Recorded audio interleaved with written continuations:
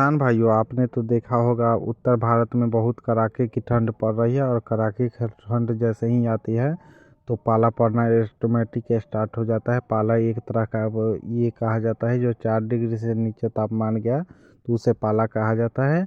ऐसा आप देख सकते हैं अमूमन जगह 4 डिग्री से कम तापमान जा रहा है, क्योंकि उत्तर भारत में ये इसलिए हो रहा है क्योंकि वहाँ ठंड का मौसम अब अंतिम परवान पे है। और अभी तो 4 डिग्री से कम ऑटोमेटिक होगा। अगर आप घर में रहते होंगे तो वहाँ का तापमान 12-13 डिग्री बिहार यूपी में है। और बाहर निकलिएगा वो रात भर अपने खेत में देखते होंगे तो वहाँ क्यों ना 4 डिग्री चला जाए, वो तो आसमान के नीचे रहते हैं, खुले आसमान के नीचे। और वहाँ ओस पड़ते रहते हैं जिसके कारण वहाँ तो आराम से 4 डिग्री तापमान हो जाता है।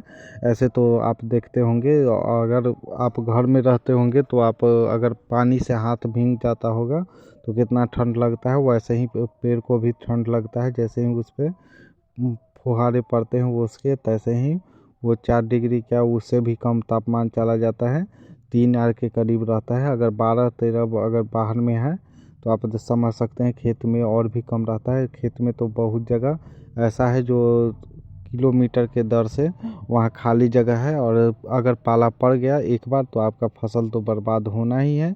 जैसे आप पाला से देख सकते हैं, वो एक सेंसिटिव आइटम होता है आलू का, आलू को बर्बाद कर देता है। गेहूं को देखा जाता है, जो गेहूं में थोड़ा मोड़ा उस पर धब्बा उब्बा बनना स्टार्ट होता है, पीला पड़ना हो जाता है, जिसके कारण गेहूं भी ख़राब होना स्टार्ट कर देता है। लेकिन गेहूं या कोई चीज़ को आपको कैसे बचाना है इसके लिए मैं बता रहा हूँ। गेहूं को सबसे बड़ा मेरे लिए गेहूं है। ऐसे सरसों पे कोई असर नहीं पड़ता है, गेहूं पे सबसे ज़्यादा असर इसलिए नहीं पड़ता है, वो तो रिकवर कर जाती है बाद में।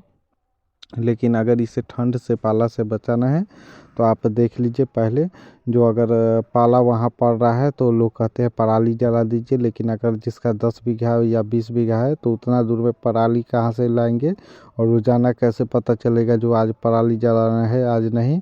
और कुछ आदमी कहते हैं जो मतलब वैज्ञानिक कहेंगे पॉलीथीन से ढक दीजिए, उतना बड़ा ना पॉलीथीन आज तक बना है। इसका मतलब तो आप वो पूरा एरिया को कह रहे हैं। अगर ये सब से नहीं हो तो कुछ किसान भाई ऐसा करते हैं। किसान भाइयों से जब मैंने पता लगाया तो वो लोग कहें जो आप यूरिया का स्प्रे कर दीजिए, और उसमें 3 kg सल्फ़र मिला के स्प्रे कर सकते हैं, और इसे अच्छी तरह से स्प्रे कर दीजिए। लेकिन सल्फ़र का स्प्रे उसी दिन होगा जिस दिन पाला पड़ेगा। वो कैसे पता करें? ऐसे शाम के समय आप 500 ग्राम सल्फ़र का उपयोग कर सकते हैं। लेकिन एक काम कीजिए, उसमें यूरिया मिला दीजिएगा, तो वो शाम के समय जैसे ही कीजिएगा तो वो 2-4 दिन टिक सकता है और ग्रोथ भी ले सकता है। ऐसे पता चल जाता है जो आज दिन में तापमान अगर मतलब वो है बादल टाइप का है तो दिन में तापमान ठीक है, तो रौद धूप हुआ है तो समझ जाते हैं जो आज पाला नहीं पड़ेगा। अगर खुला आसमान है तो समझ जाइए जो पाला पड़ना स्टार्ट हो जाएगा। और इसीलिए सल्फर गर्मी बनाने के लिए होता है, और वो ठंड से बचा देता है फसल को खूब अच्छा तरह से। वो हवा का झोंका रहता है तो उसमें तो पाला नहीं पड़ता है, लेकिन जैसे ही हवा रुकता है और आसमान साफ़ होता है तो पाला पड़ना स्टार्ट हो जाता है। और एक काम कीजिए, उस सबसे अच्छा एक आता है, ये सबसे तो नहीं होगा, सल्फ़र का स्प्रे कर सकते हैं। लेकिन सल्फ़र थोड़ा ही देर ग्रोथ पकड़ेगा, और वो मतलब उसमें ये रहेगा, मतलब उससे आपका फसल बर्बाद नहीं होगा।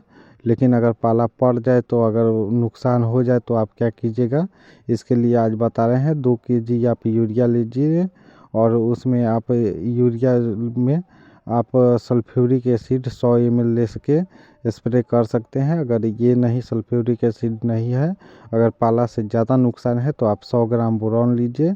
और इसमें फास्फोरस की ज़रूरत ज़्यादा होती है तो फास्फोरस आप 1261 भी ले सकते हैं, या फास्फोरस का वो कुछ ले लीजिए वैसा, आप वो ले लीजिए आधा kg के करीब। और जिंक चिलेटेड वाला लीजिए 100 ग्राम, क्योंकि ग्रोथ पकड़वाना है तो जिंक तो ग्रोथ कल्ले फोड़ने के लिए रहते हैं, या ग्रोथ पकड़ने के लिए भी आप उपयोग कर सकते हैं। 100 ग्राम आप बोरॉन लीजिए, उसके बाद आप NPK 1261 लीजिए, और चिलेटेड जिंक 100 ग्राम लीजिए, और सीवीड कोई भी सागरिका या कोई कंपनी का ले लीजिए, वो भी आप आधा kg के करीब ले लीजिए। और वो सब मिला के आप स्प्रे कर दीजिए 100 लीटर पानी में 1 एकड़ के लिए। और देखिए आपका अगर पाला से कोई नुकसान है फसल में तो वो नुकसान कम हो जाएगा, लेकिन आप आलू में नहीं कर सकते हैं इतना। जैसे ही आलू में दीजिएगा, आलू में फंगल डिजीज धर लेता है, आलू के लिए वो खतरा का घंटी ही रहता है।